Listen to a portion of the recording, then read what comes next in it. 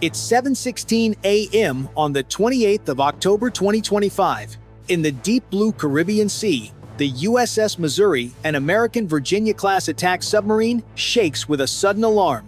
Active ping, bearing south, the sonar operator reports. Another ping hits, louder, closer. The crew exchange quick looks. Something is locking on them.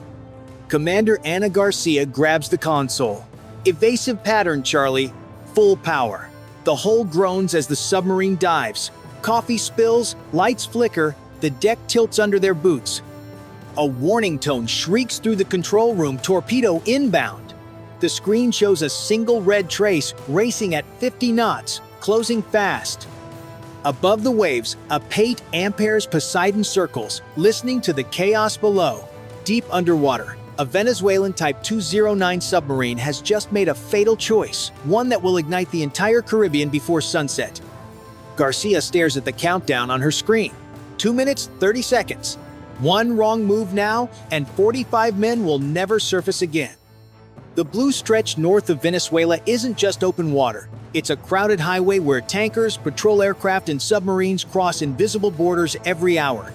This is where nations test each other's nerves, and one mistake can light a match no one can put out. For weeks, Caracas had been running a naval drill called Guardian of the Ocean 2025. The goal was simple: prove that Venezuela's two aging German-built Type 209 Zaballo-class submarines could still defend their coast after $500 million in upgrades. Pride was at stake. Political pressure, too. Every patrol report went straight to the top. Foreign advisors had promised results, whispering that the new systems could track and outmaneuver anything the Americans sent near their waters. To a captain under watch, that sounded like a challenge. The order said, "Simulate and intercept." He decided to make it real. But for Commander Ana Garcia aboard the USS Missouri, this was a routine patrol. The crew was calm, running checks, halfway through their shift. The sonar room was quiet until the first sharp ping hit. Within seconds, they knew what it meant. Going from passive to active sonar isn't just a signal, it's a declaration. It's like shouting underwater, "I see you, and I'm aiming right at you." That single decision turned an exercise into a confrontation. The ocean around them, once silent, became a combat zone. On one side, a Venezuelan crew desperate to prove their worth. On the other, American sailors who didn't want to fight but couldn't afford to lose one.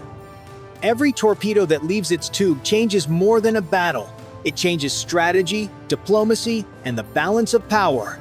What happened in those 2 minutes wasn't only about survival, it was about showing which navy controlled the silence beneath the Caribbean. If you think Venezuela was testing limits, press 1. If you believe the US was being pushed too far, press 9, and let's see which side you stand on. Torpedo in the water, bearing 180, closing fast. The shout cuts through the control room of the USS Missouri. Commander Ana Garcia doesn't hesitate. Deploy decoys. Flood tubes 2 and 3. Helm, dive now. The submarine tilts sharply as ballast tanks fill. The hull moans, lights flicker. Coffee spills across the deck. Petty Officer Hill wipes sweat from his forehead, his eyes glued to the sonar screen. "It's wire-guided," he mutters. "They're steering it manually." Garcia's voice stays calm. "Speed 28 knots. Make it 30. Keep the nose down." The turbines roar. Pressure rises fast. Every man feels the vibration through the metal floor and the weight of the ocean pressing on their ribs. 3 minutes to impact. No one breathes. Decoy, 1 away. A small capsule fires out, filling the dark water with acoustic chaos. Decoy, 2 away. For a heartbeat, the beeping slows, then returns louder. "It's ignoring them," Hill says quietly. Garcia leans forward. Tube 2, load Mark 48. Manual guidance. Lock on their active trace. Wire connected. Torpedo armed. Launch. A heavy thud shakes the submarine as their weapon rockets forward. Now 2 predators chase through the black. One hunting, one fleeing. Depth 260 feet, the navigator reports. "We're stable." "Good," Garcia replies. "Cut to 25 knots, then turn 15 port. The Mark 48 listens, shifting between passive and active modes. On sonar, two red arcs bend toward each other, the gap closing fast. Hill's voice tightens. Impact in 1 minute 30. Up 10 feet, then drop 20, Garcia commands. The hull screams, the deck shudders, but the move confuses the incoming torpedo's sensors. They lost guidance, Hill yells. Garcia exhales once. Hold course. Let ours finish it. Seconds drag. Then a low thud rolls through the hull. The enemy trace flickers, splits, and vanishes. Silence returns. Impact confirmed, Hill whispers. Target destroyed.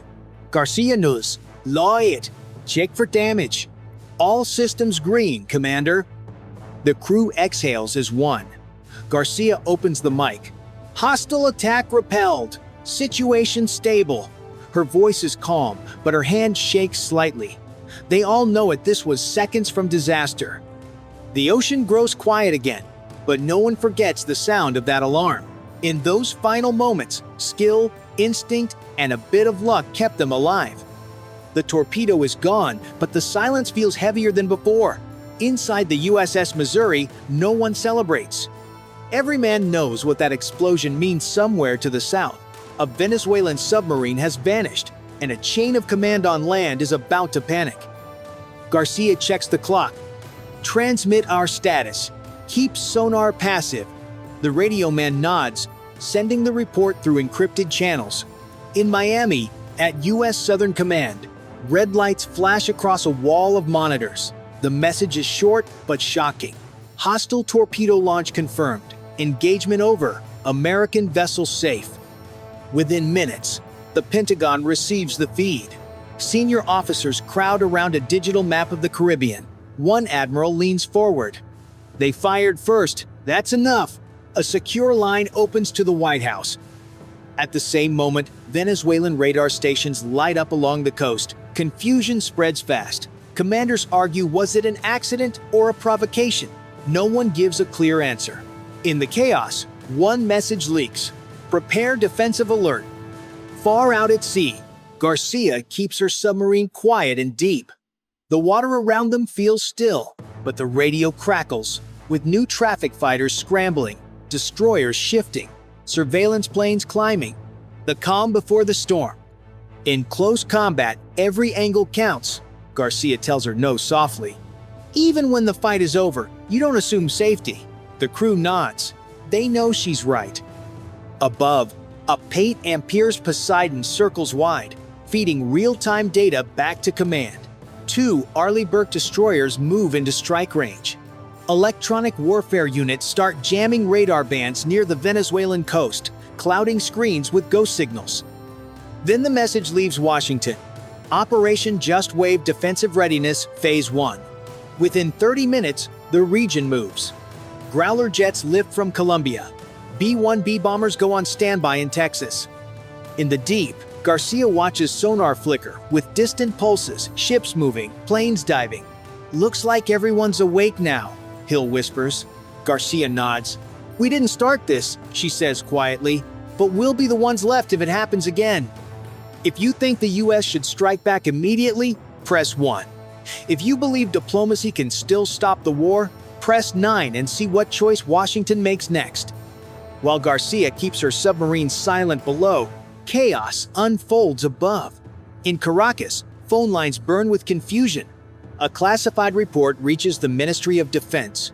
Unauthorized torpedo launch confirmed. Venezuelan submarine lost. No one wants to read it aloud. Inside the briefing room, officers shout across the table. Some call it an accident. Others claim the Americans provoked it. But the truth hides in one technical log. The Venezuelan captain had lost communication before firing. Believing silence meant permission, he attacked. One man's misjudgment now threatens to drag his nation into a war it cannot win. The minister orders a public apology and a full investigation, hoping to cool the situation. But it's already too late. Across the Caribbean, U.S. task forces are moving fast. 2 Arleigh Burke destroyers close in. Electronic jammers hum. Farther south, radar operators in Venezuela watch their screens fill with static. "Sir, we've lost clear picture," one says. "Ghost signals everywhere." The supervisor frowns. "That's not weather, it's interference." He's right. Above them, EA-18G growlers are flooding the spectrum, blinding every radar from Maracaibo to Caracas. In Washington, senior advisors gather in the Situation Room. The president listens to the summary, silent for a full minute before giving the order. "Prepare a proportional response.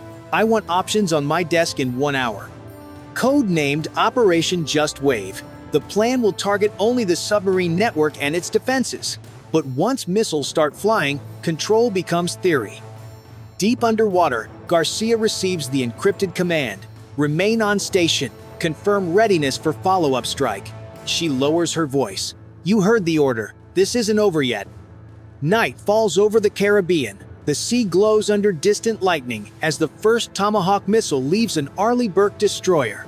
The deck flashes white, the missile climbs fast, and another follows. Each launch is timed to the second, controlled fury, not chaos. On Venezuela's coast, radar operators stare at their flickering screens. Ghost signals jump and vanish.